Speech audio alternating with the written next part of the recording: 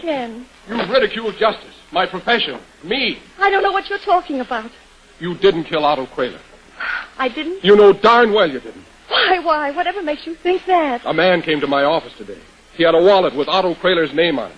His brother killed Kraler when Otto discovered him robbing the house. Oh, you're surely not going to fall for a story like that. It's perfectly obvious to me that the brother is trying to horn in on some of my publicity. The brother happens to be dead.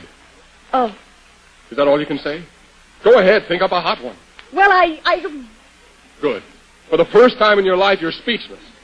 Well, I don't blame you for being mad at me, Ken. Honestly, I don't. If I were you, I'd be mad, too. But I love you, Ken, and I don't care what happens. I still love you. Come on, let me get my pants. I don't know why I did it. Those aren't your best pants. But it seemed at the time everything would work out better if I lied, and it did, too, up to now. Oh, yes. Everything worked out swell. Where are my best pants? Here we are, both successful, standing on the biggest lie in the history of mankind. Your best pants haven't come back from the cleaners. Oh, Ken, I know this is all a nightmare to you, and I don't think I can ever explain it to you so you could understand. Ladies and gentlemen of the jury, Helen Bartlett killed to save her good name. There you stood in court laughing at me, laughing at the judge, laughing at justice. How could you lie about a thing like that, Helen? Hello, Mr. Moskowitz? How could you make a fool of your lawyer and your own husband? Could you send over Mr. Bartlett's best How could you leave a possible criminal at large who might already be plotting against his next victim? All right, Mr. Moskowitz.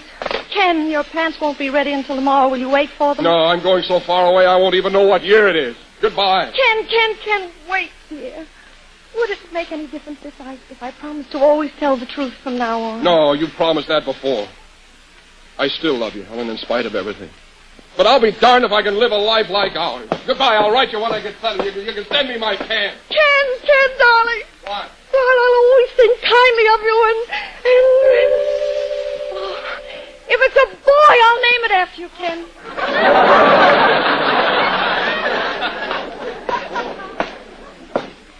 Did you say boy, Helen? Mm-hmm. Oh, Helen, why didn't you tell me? Well, I wanted to surprise you.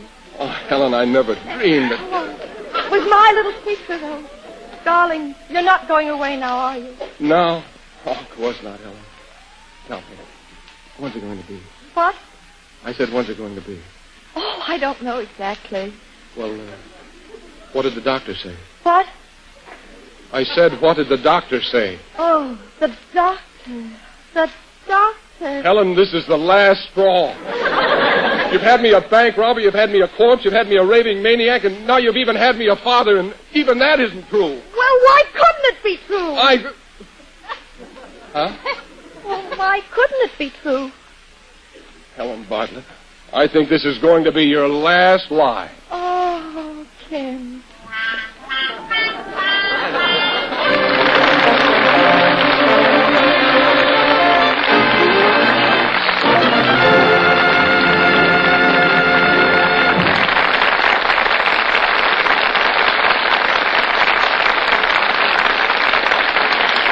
The curtain comes down on our Gulf Screen Guild Theater production of True Confession.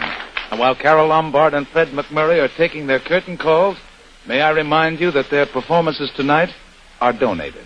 The money Gulf would ordinarily pay to our stars is given instead to the Motion Picture Relief Fund to help care for those of the picture industry who are in need.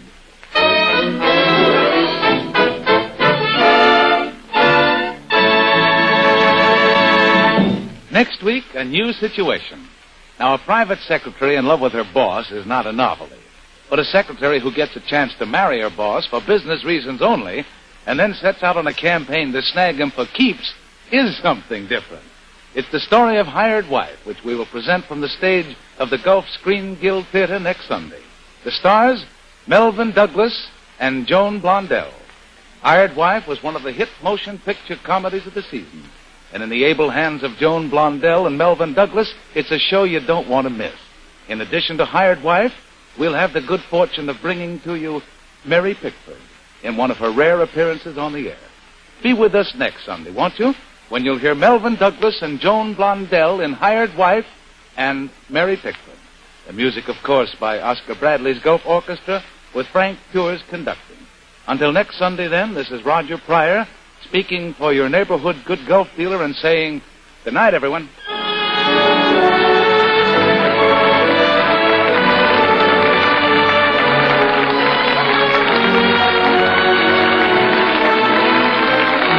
Carole Lombard's current release is Mr. and Mrs. Smith from RKO Studios. Fred MacMurray can soon be seen in Paramount's One Night in Lisbon. Roger Pryor's latest for Paramount is Power Dive.